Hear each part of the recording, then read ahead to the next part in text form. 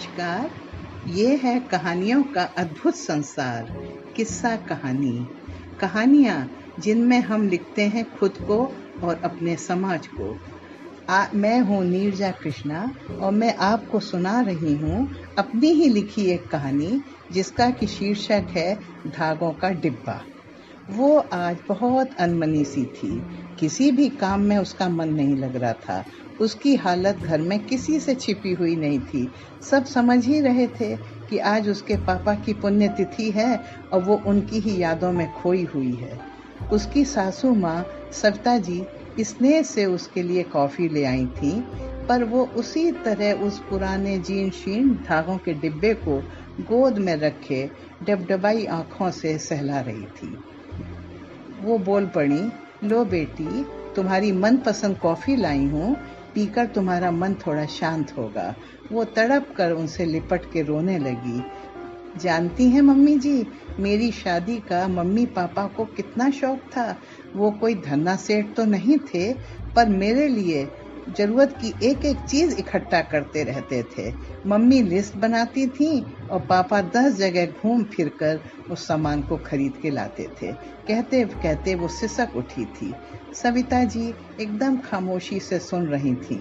वो फिर जोश से बोली, जब शादी में सिर्फ 4 दिन शेष रह गए थे ना, ताई जी गांव से भी आ गई थी। उन्होंने ही कहा, अरे बिटिया के लिए रंग बिरंगे धागों की रील भी तो आनी चाहिए।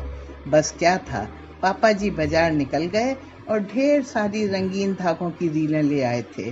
तब ताई जी हंसते हंसते लोटपोट हो गई थी। वो हैरानी से खड़े थे। तब ताई जी ने तो फिर समझाया, अरे भैया, एक सुंदर सा डिब्बा भी तो लेते आते, सारे धागे उसमें सजा देंगे। और तुम सारे तो रंग ले आए, लेकिन सफेद काली रील नहीं लाए, सुई का पत्ता भी नहीं लाए। अब सविता जी उत्सुकता से पूछ ही बैठी, फिर क्या हुआ बेटा? वो उत्साह से भीगे स्वर में बोली, उनको अपनी बेटी के लिए सफेद और काला रंग पसंद ही नहीं था। वो मेरा जीवन हंसी खुशी से भरपूर खूब रंग बिरंगा रहे, बस यही चाहते थे। और सुई का पत्ता? वो फिर बोली, वो भी नहीं लाए, क्योंकि उन्हें बेटी के हाथ में सुई की चुभन भी बर्दाश्त नहीं थी।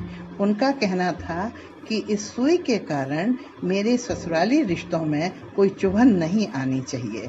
अब सासू माँ एकदम प्यार से उसको समझाने लगी कि बेटा, तुम्हारे पापा का आशीर्वाद तो यहाँ फल फूल रहा ही है। कितनी अच्छी सोच थी उनकी। तो बोली, सच में मम्मी जी।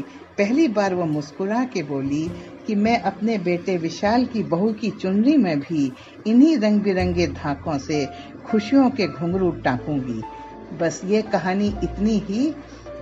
अभी आप सुन रहे थे नीरजा कृष्णा की आवाज में उन्हीं की कहानी धागों का डिब्बा। फिर मिलते हैं एक नई कहानी के साथ। नमस्कार।